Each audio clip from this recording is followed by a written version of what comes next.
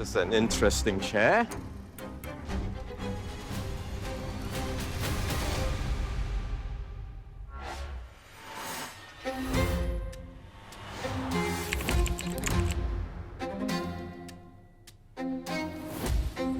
HDB and MND are always looking at new technologies to improve construction productivity. So 3D printing is one of them.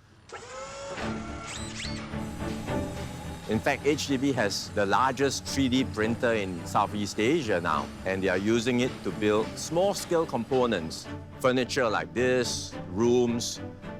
But for now, to build an entire flat with a 3D printer, the technology is not ready yet. But over time, whether it's 3D printing or other technologies, if they get better, we will continue to harness them in order to enhance productivity in the construction sector.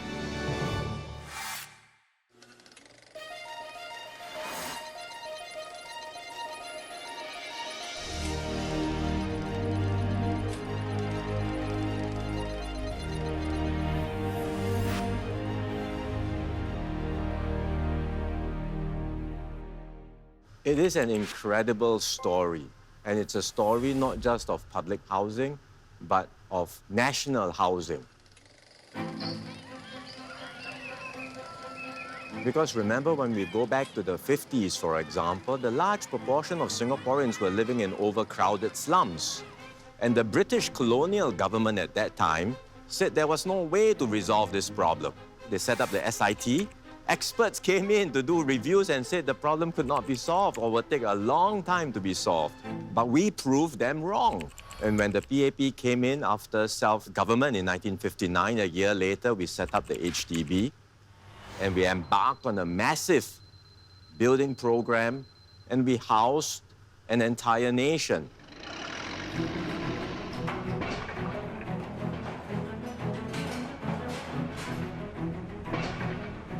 And then over time, the challenges continued, whether it's in the 60s, 70s, new challenges, new circumstances, the need for ethnic integration policy later on, the need to make HDB flats not just a roof over the heads of Singaporeans, but to create community. Because in our HDB estates, people of different backgrounds live together, play together. The children go to schools in the nearby schools, and we forge a sense of shared experiences and memories and a very strong Singaporean identity. And over the years, HDB has also been innovating continuously to meet the evolving needs of Singaporeans. So the public housing story in Singapore is really an integral part of our Singapore story.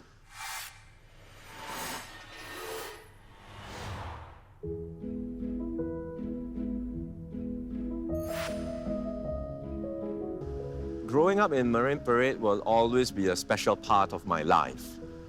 First of all, it's right next to East Coast Park and the beach, so it's very convenient. And I would always remember and enjoy walking over to the beach, cycling, jogging, just relaxing at East Coast Park.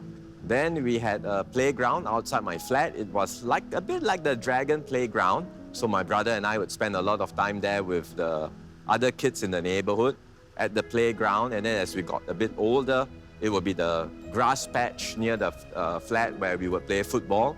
Someone just needs to bring a soccer ball down, and then the rest of the kids will come together and we would just have a game of football. And the other thing that was memorable were the block parties that the residence committee, the RC in those days, would organize at the void deck. They would do it potluck style. There would be magic shows, and those were a real treat for children. And I always enjoyed those get-togethers.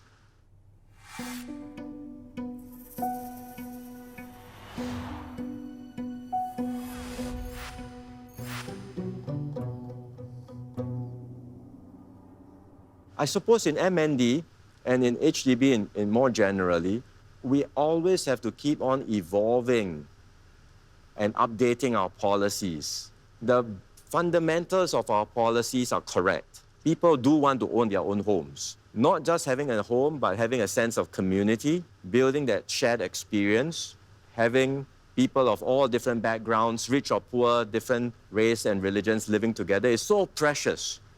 And it's invaluable to our social compact. And then having a nest egg for retirement. So these basics and these fundamentals are very sound.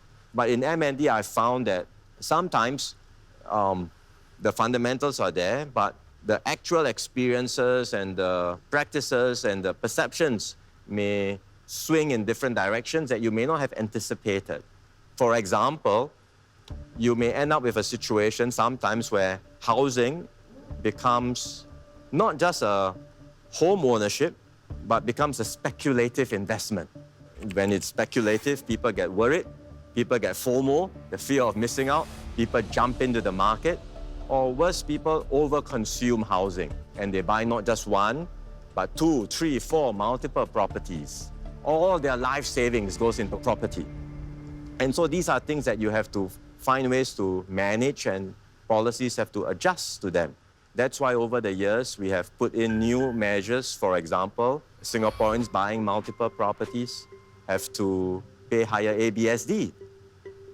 And that's why we have also adjusted CPF policies so that we ensure there is no overusage of CPF for housing.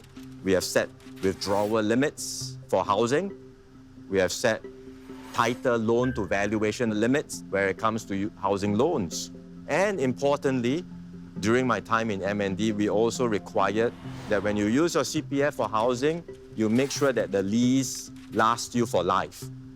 So that you're not just buying a property for speculative purposes, you're buying a home that will last you for life.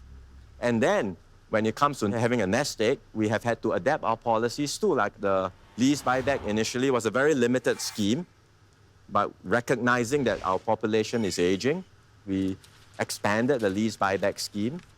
We also introduced new incentives for seniors to right size. If you have children growing up and then eventually you become an empty nester, there are seniors who may not want to do lease buyback because then it's a big flat. They may say, look, I prefer to have a smaller unit, less to upkeep. So these are things that we have had to do to adapt to changing circumstances and changing societal needs.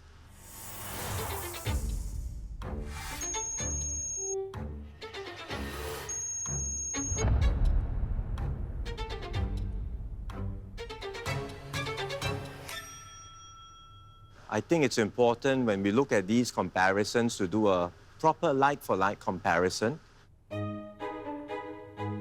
In those days, Marine Parade was non-mature estate. It was built on reclaimed land. In fact, people were reluctant to buy it, as I recall from recollections from my parents, because they were worried that the land would sink.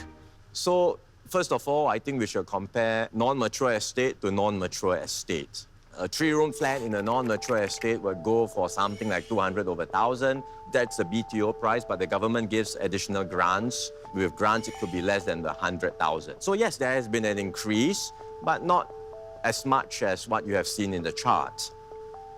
But aside from the house price, we should also look at incomes.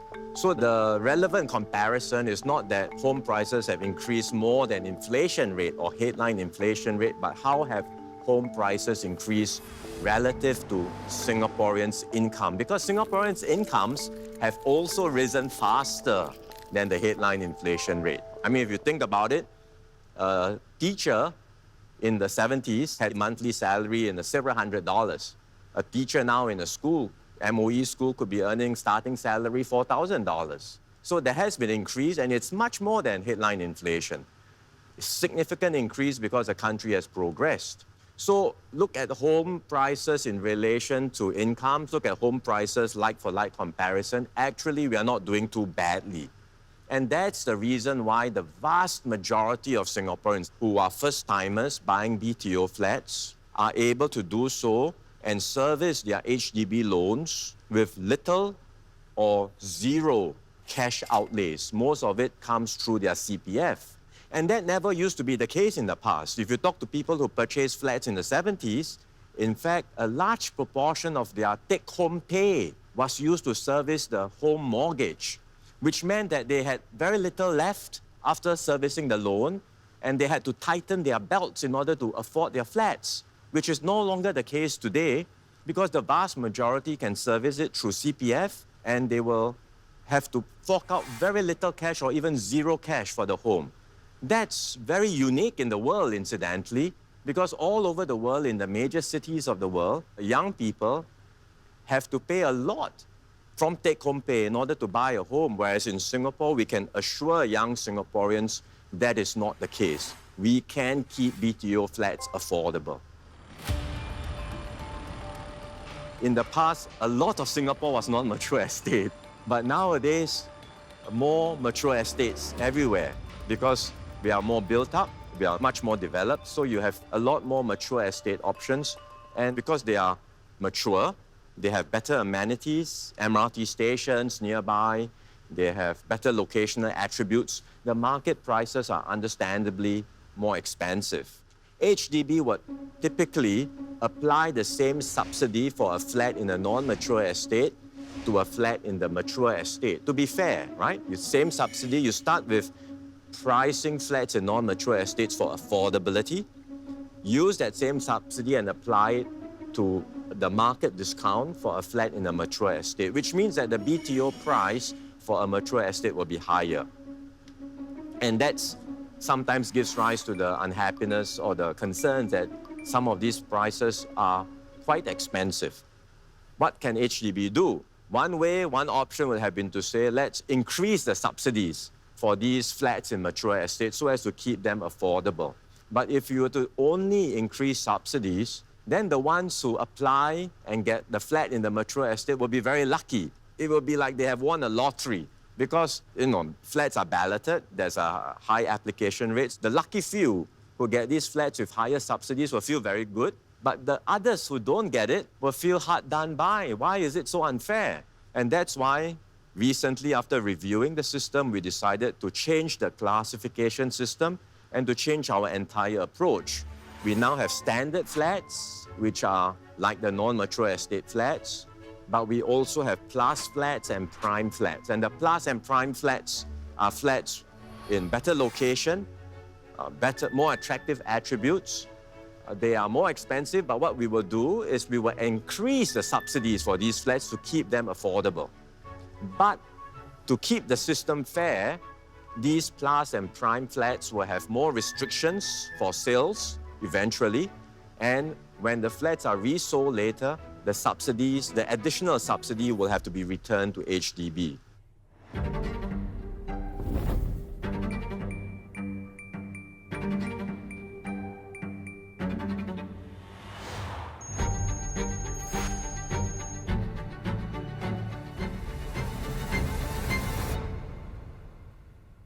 Our policy is home ownership on the basis of 99 years. It has always been the case. Flats are sold on a 99-year lease. When I was at MND, I had to go and engage Singaporeans quite widely to explain to them. So I would ask them, I go out in different groups, look, you have your name on your HDB flat. After the MOP, of course, can you sell the flat? They all say, yes, we can sell the flat. Can you sublet a room or rent out the flat? And they say, yes, we can. So does that mean you are a tenant? Can you do all that if you were simply a tenant? You can't. These are exclusive ownership rights. And I think people understand that therefore they are owners. So it requires engagement, explanation, but at the end of it, I think Singaporeans will understand because after all, 99 years is not unique to HDB. The government has been selling land for a long time on a 99-year basis. There are many 99-year condominiums out there, and no one in these private condominiums will say that my 99 years is freehold, and neither will they say ownership of a private condo with 99 years means that I'm a tenant and not an owner. They don't say that. So I think 99 years is a well-known concept in Singapore, public or private housing, because if all land in Singapore becomes freehold, I think in the end, down the road, it will be very hard to assure future generations about keeping housing affordable. The ones who will benefit will be today's landowners and their children. But new generations who don't have housing bequeathed to them will find it very, very hard to have access to affordable housing. And the government will find it very difficult to redevelop and rejuvenate older areas, given our limited land size. In the end of the 99-year lease, whether it's a private condo or whether it's HDB flat, yes, they have to be returned to the state. Everyone understands that. 99 years is, in fact, a very long time. It's more than enough for any individual. So, in fact, if you buy a flat as a young couple or as a young single, you will have more than enough value in the flat through the 99 years. Later on, when you reach retirement, to unlock the value of the flat and still have value to monetize for your retirement.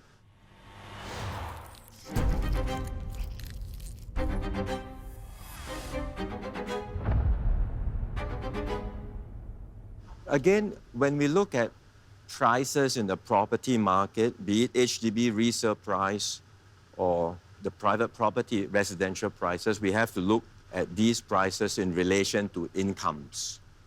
The resale market for HDB and the private property market sort of move in tandem. So you have to look at all of that as a contiguous property market. Unfortunately, there were some disruptions to the market because of COVID. Usually in a deep recession like COVID, the economy goes down, prices goes down as well. This didn't happen in COVID. Property prices, generally speaking, remain stable, in fact, continued to rise, partly because there was strong demand, but partly also because the building of flats, both private property and HDB flats, was severely disrupted, so supply was impacted. And that's why you have that effect in recent time. We have made some moves since then to cool the market. We have ramped up supply, and more supply on the private side, as well as HDB flats are now going into the market. So I believe the measures are working. They will help to stabilize the market, but we will need time for these measures to show more results.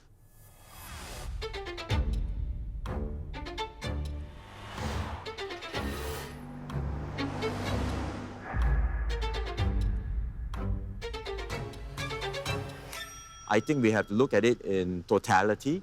These flats are still the minority. If you look at the HDB resale market, yes, we are on the sort of the market cycle now because of the supply disruptions earlier where prices are on the high side. But overall, prices have been moving in line with incomes. And for first-timers, some of them do want the resale flats because they want the flats quickly. We do provide grants as well. So that's what we can do to assure first-timer Singaporeans that they will always be able to get HDB flats affordably, be it in the BTO or on the resale market.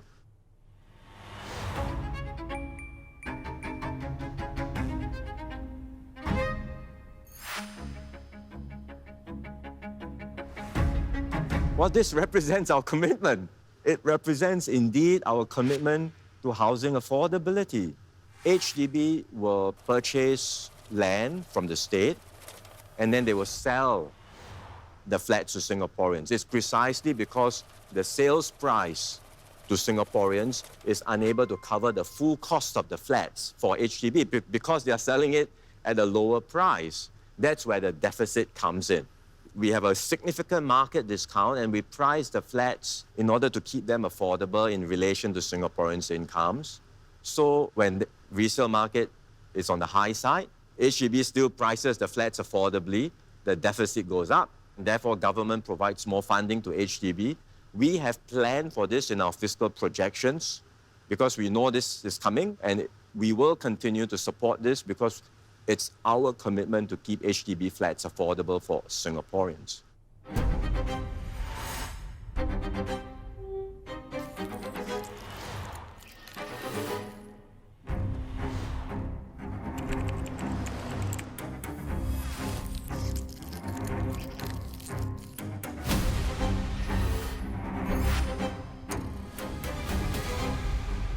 We know the trends. We have made one move recently, which was to allow singles to buy flats across different types, not just standard, but also plus and prime. And we will consider what other moves we can make for singles down the road. But for now, we still don't have enough supply to meet the existing demand for existing groups. And therefore, we are unable to open up eligibility of HDB flats to new groups or to widen the eligibility. So until we have reached a point where we have stabilized enough supply to meet existing demand, then we can consider other further moves down the road. So we have already evolved to be more inclusive. But it's a balancing act all the time to make sure that we want to have young families who want to settle down, have access to homes. That's very important for us. We want Singaporeans to be able to sink roots here, set up families, and have a sense of community. But there are other archetypes, singles, seniors, looking to right size, who will also want homes. And then we will have to increasingly provide for these groups as well. But at the same time, land is limited in Singapore. So we will always have to do that balancing act of looking at how much land we have, all the different demands and needs that are evolving in society, and how best to accommodate these different groups.